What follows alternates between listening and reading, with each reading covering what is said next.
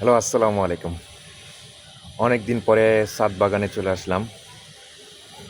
June মাসের 28 তারিখ শনিবার দুপুর 1টায় গুড়ি গুড়ি বৃষ্টি হচ্ছে। হঠাৎ চোখে পড়ল ছাদে কিছু একটা আছে।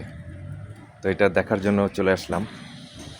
তো একটা পাখি বারবার আসা যাওয়া করতেছে। এ হচ্ছে পাখিটির বাসা। দেখতে হবে একটু মধ্যে কি আপডেট কি আসছে। মাশাআল্লাহ, অনেক সুন্দর পাখির বাচ্চা হয়েছে। 4টা দোয়েল পাখির বাচ্চা হয়েছে।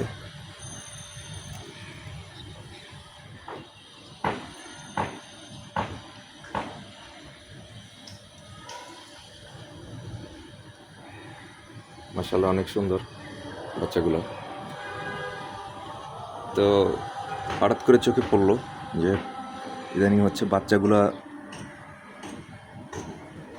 ওর বাপ মা খুব ঘন ঘন হাড়িতে আসছে, এই জন্য দেখতে আসলাম।